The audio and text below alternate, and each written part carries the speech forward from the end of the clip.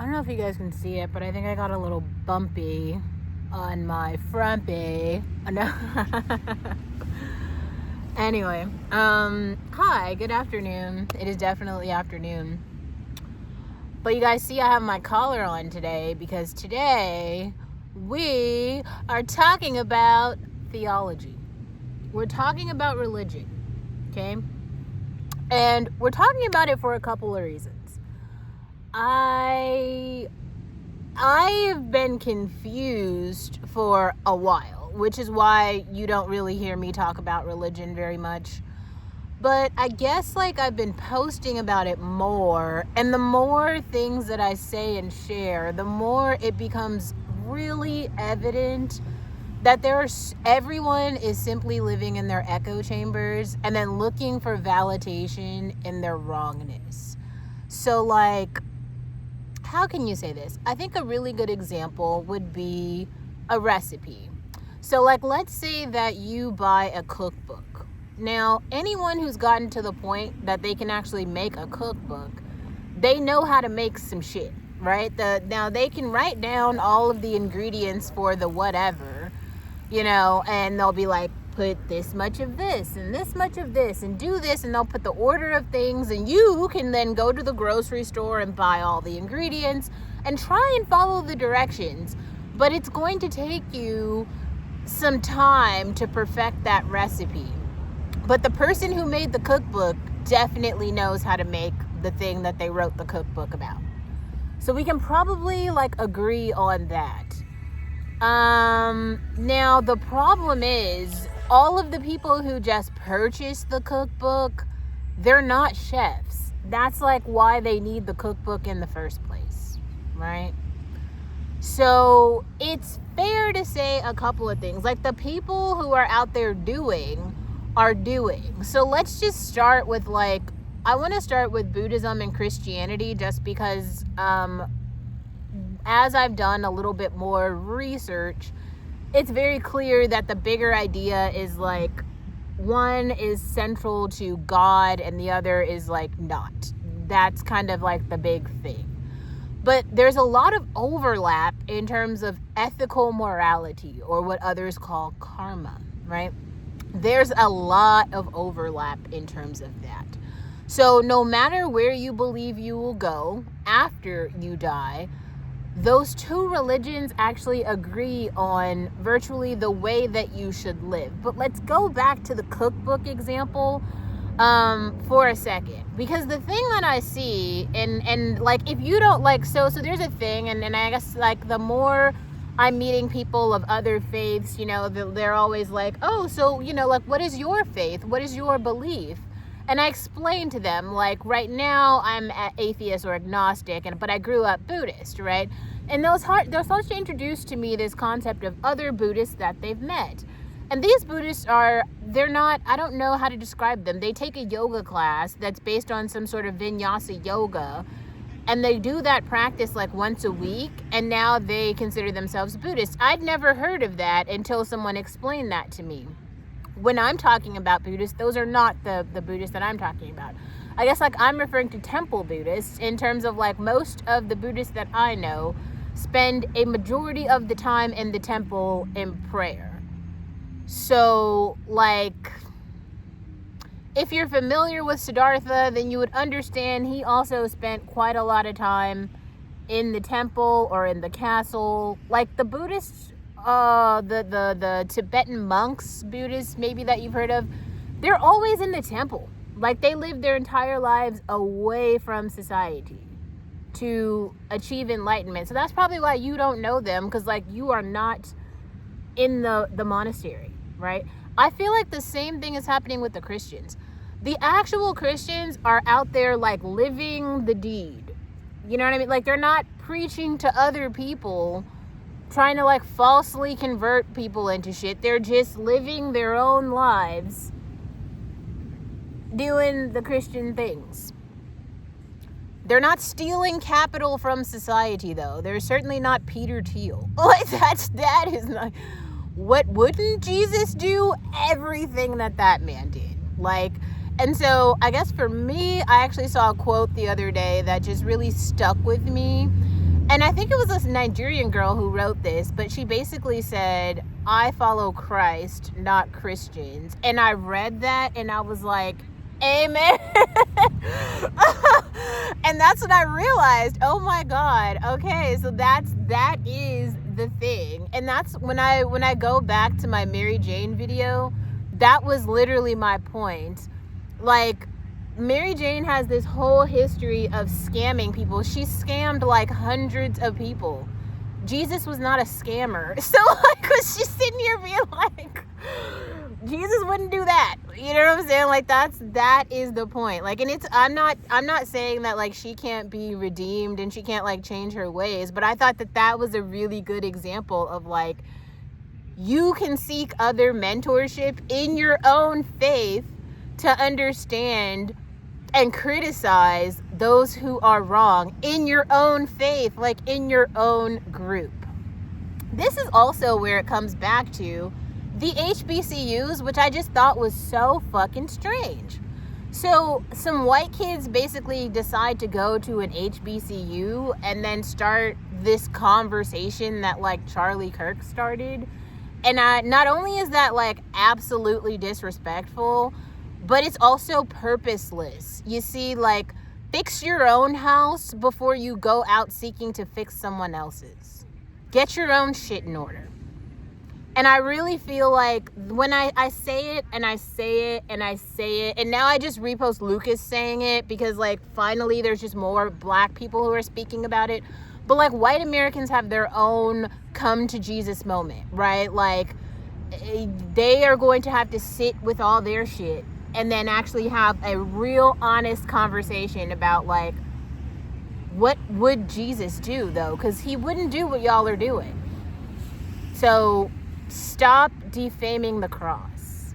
And I guess I'm having this own moment for myself because I'm seeing other Habesha girls do it, and it's like concerning to me.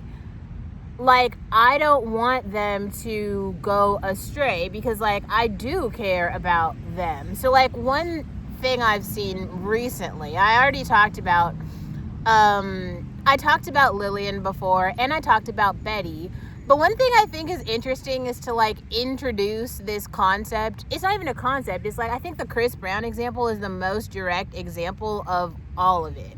Like for me, I fell off the Chris Brown train with the domestic violence, right? It was like 1 woman, 2 women, 6 women, 3 men. It's like, okay, this dude has hands for everybody across the board.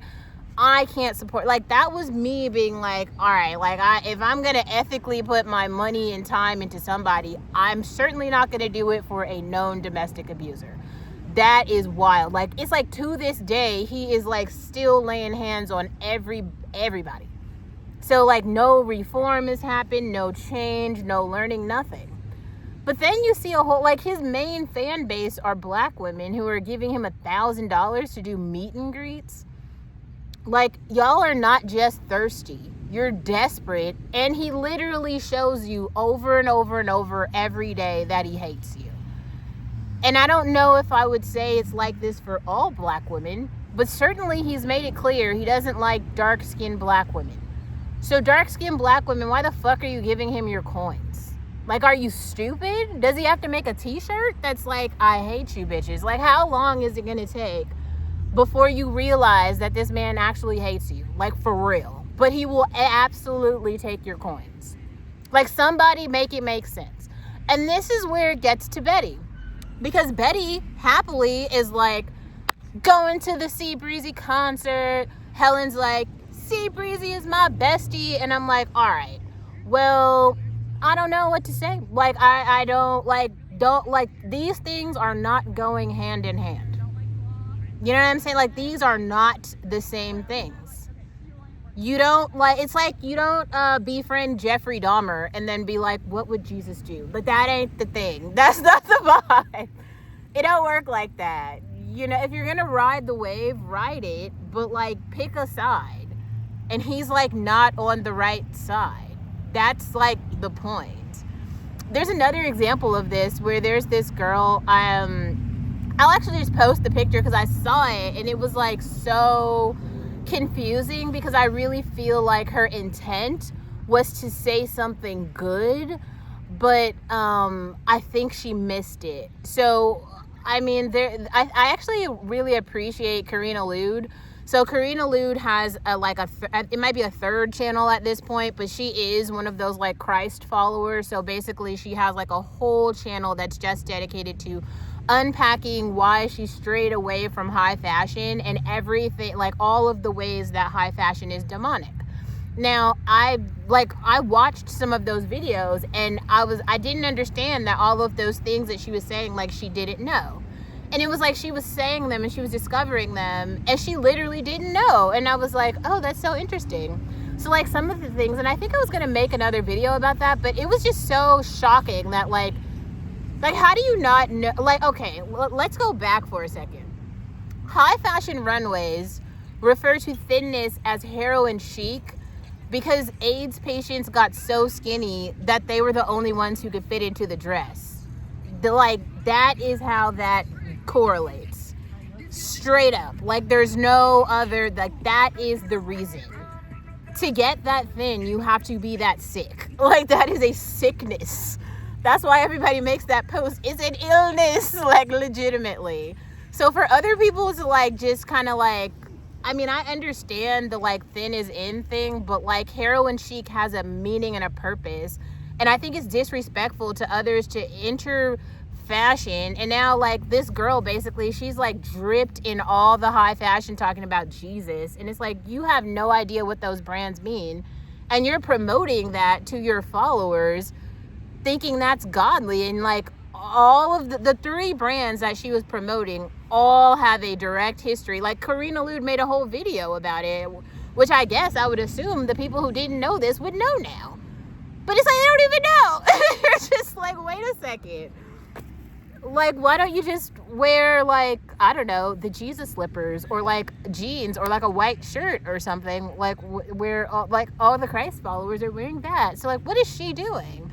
She was, like, dripped in, like, Louis. She had, like, it was a lot. And I'm not saying that it's wrong for her to do that. That's not what I'm saying.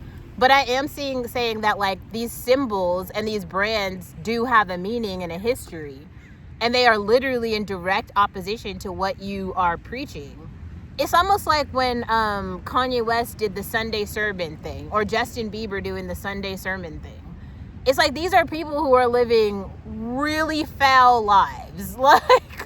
Like they're so foul. Their lives are, like, so awful that you would have to have some kind of song or something for, like, look at Kanye West every other day of the fucking year, though. Like, you can have Sunday service all you want, but if as soon as you leave the church, you're, like, literally living the life of a demon, well, no song is gonna help you, no matter how much money you put behind it. That's what I'm saying.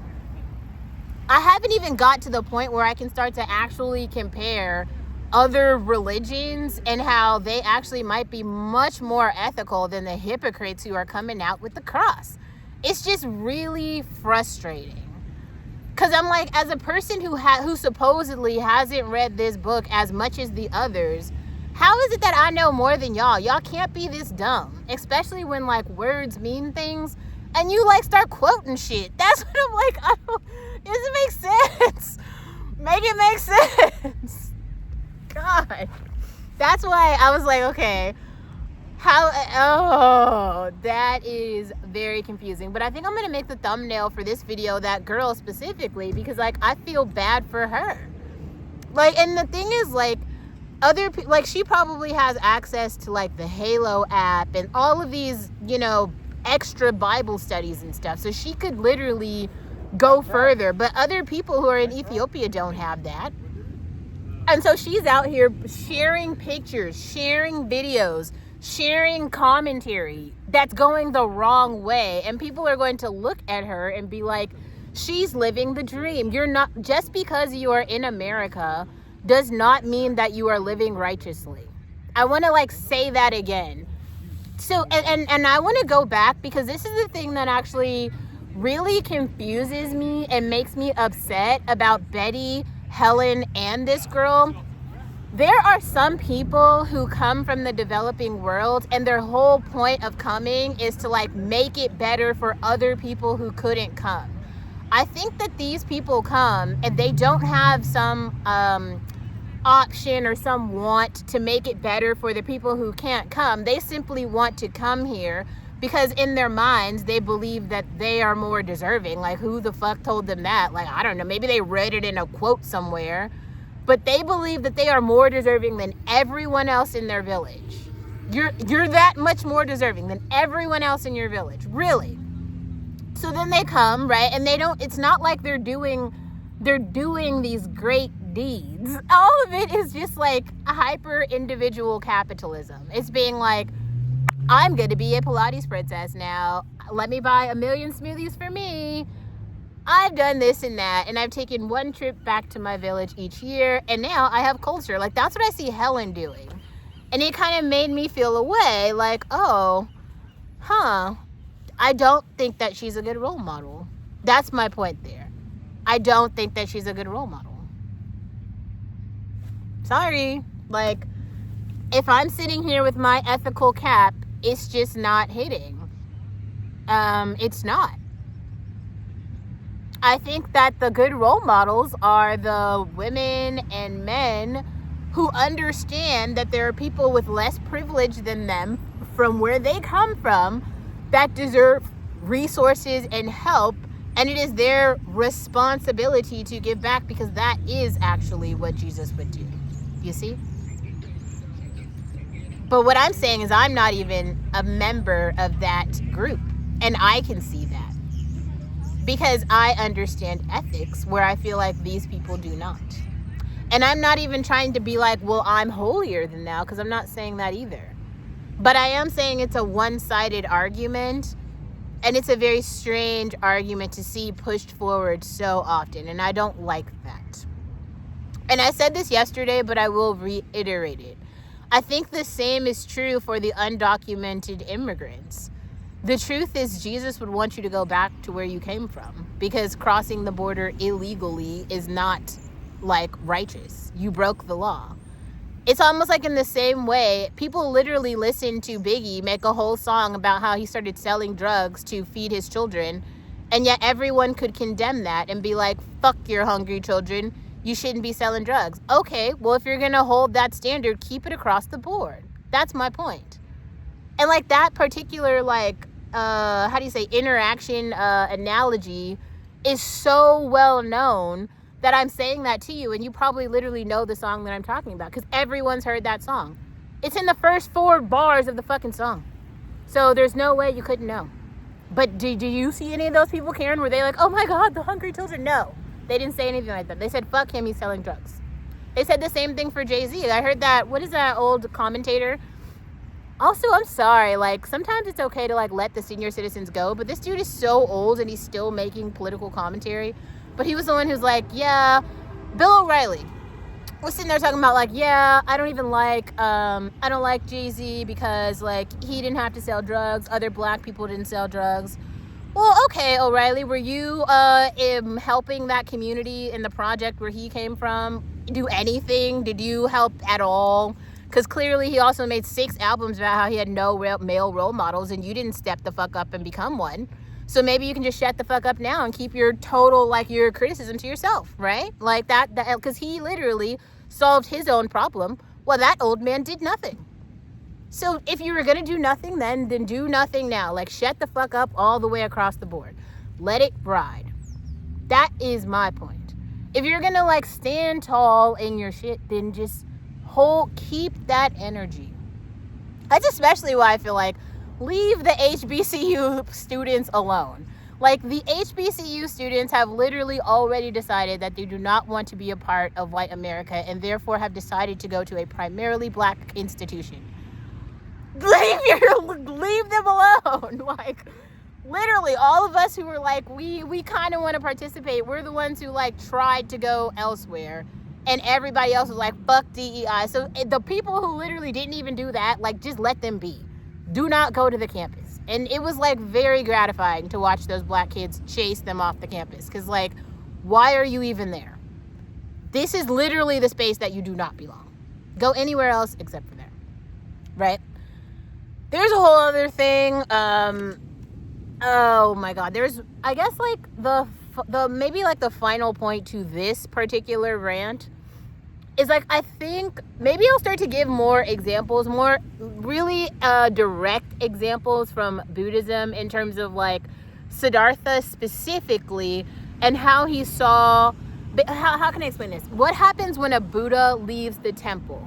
Because I think, first of all, there's so many people who don't understand how hard it is to live your entire life in a temple.